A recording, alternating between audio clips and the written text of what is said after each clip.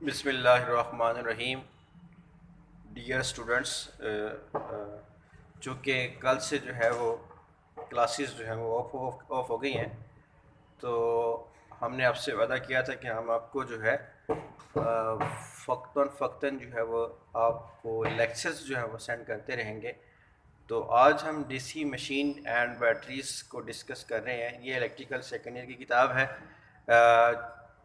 इसके हमने कंपोनेंट्स पढ़े थे, पार्ट्स पढ़े थे कि डीसी मशीन के हिस्से कौन कौन से हैं। सबसे पहले हमने पढ़ा था फ्रेम या योक जो है, फ्रेम जो है जिसको हमने पढ़ा था, जैसा ये देख रहे हैं, ये फ्लोर होता है। फ्लोर उसका ये ढांचा मैंने आपको दिखाया है। ये इसकी बॉडी जो है ये प्लास्टिक की है, लेकिन बड़ी मशीनों के अंदर उसकी जो बॉडी है ये कास्ट आयरन की बनी होती है, जिसमें अगर कोई चोट लग जाए या उसके ऊपर कोई ज़रब लग जाए तो उसके डैमेज होने के ढेर सारे खदशात होते हैं। चूँकि ये पोर्टेबल डिवाइस है, इसको हम मूव करते हैं, तो इसलिए इसको हमने यहाँ पे प्लास्टिक की बॉडी इसमें इस्तेमाल की है। उसके बाद उसका जो इंटरनल पार्ट है, ये जो देख रहे हैं आप तस्वीर के अंदर या वीडियो के अंदर आप देख रहे हैं, तो ये इसका स्टेटर कहलाता है। स्टेटर है ये जो है, ये जिसके ऊपर ये उंगली में लगा रहा हूँ, ये हमारे पास एल्युमिनियम की बारीक बारीक पतरियाँ हैं, जिनको बजरिया वार्निश आपस में जोड़ा गया है। आप देख रहे हैं वार्निश है, वार्निश के ज़रिए इनको आपस में जोड़ के एक चीज़ बनाई गई है, जिसको हम क्या कहते हैं, स्टेटर कहते हैं। उसके बाद हमारे पास आती है स्टेटर वाइंडिंग। चूँकि किसी भी मशीन को रोटेट करने के लिए फ्लक्स की ज़रूरत होती है, और फ्लक्स जो है वो ज़रिया बनता है, बाइस बनता है हमारे यहाँ किसका भला, ज़रिया बनता है ये स्पीड का। फ्लक्स जितना होगा हम उसमें फ्लक्स पैदा करेंगे, और फ्लक्स पैदा करने के लिए हमें इलेक्ट्रोमैग्नेट दरकार होगा, और हमें यहाँ पे जो इलेक्ट्रोमैग्नेट दरकार है वो हमारे पास इस तारों की सूरत में है। तो होता क्या है कि जब हम इसको सप्लाई देते हैं, अब ये जो दो तारें हैं आप देख रहे हैं, ये इस किसकी है, ये कहाँ से आ रही हैं, ये कार्बन बुशेस से आ रही हैं। कार्बन बुशेस क्या है, कार्बन के बने हुए हैं, ये कहाँ पे लगे हुए हैं, ये चीज़ अगर आप देख रहे हैं तो यहाँ से इसका हम नट खोल के यहाँ से कार्बन बुशेस को पुट कर देते हैं यहाँ से, और इसके ऊपर इसको बंद कर देते हैं। ये इसका मैंने इसको बंद सिरा आपको दिखाया है, ये इस तरह मुकम्मल तौर पे क्या हो जाता है, बंद हो जाता है। तो ये इसका क्या है, ओपन सिरा है, यहाँ से हम इसके अंदर कार्बन बुशेस लगा सकते हैं। अच्छा, जब होता है ये है कि जब हम इसका शू जो है, ये शू जब हम इसको लगाते हैं सप्लाई के साथ, जब शू लगाते हैं तो सप्लाई आती है एसी सप्लाई आके यहाँ पे मिलती है, जिससे हमारे पास वायरिंग के कनेक्शन आपको दिखाए गए। ये हमारे पास स्टेटर का काम जो है वो मुकम्मल हो गया। उसके बाद हमारे पास पार्ट आता है रोटर का। ये हमारे पास है रूटर, बेलन नमा इसको हम कहते हैं।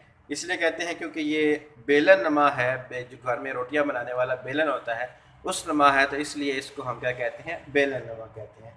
अब इसका ये जो हिस्सा है जिसको मैंने अब यहाँ पे आपको सिर्फ दिखाया है, ये जो हिस्सा आर्मेचर कहलाता है। आर्मेचर क्या है, वो हिस्सा है जो मकनातीसी फ्लक्स के ज़ेर असर या मकनातीसी फ्लक्स को पैदा करता है। याद रखना कि जो डीसी मशीन होती है उसमें स्टेटर भी वाउंड होता है और रोटर भी वाउंड होता है। ये आप वाइंडिंग देख सकते हैं, बड़ी वाज़े आपको नज़र आ रही है कि ये जो वाइंडिंग है ये किसकी वाइंडिंग है, आर्मेचर की वाइंडिंग है, और ये हमारे पास किसकी वाइंडिंग है, स्टेटर की वाइंडिंग है।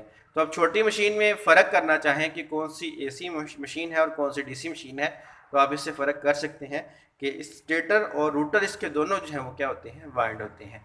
उसके बाद अगर हम बात करें, ये हमारे पास आर्मेचर है, ये भी क्या किया गया है, पतरीदार बना के, पतरीदार बारीक बारीक पतरियों को अब बजरिया वार्निश आपस में जोड़ा गया है।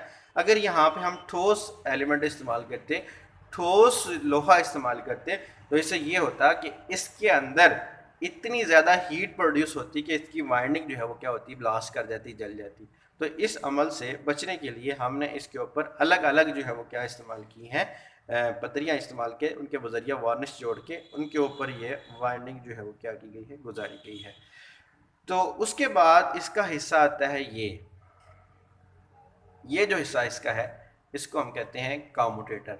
कम्यूटेटर करता है क्या है, ये बिल्कुल प्लान होता है और जो कार्बन बुशेस हैं वो इसके साथ इस तरह रगड़ खा के चलते हैं।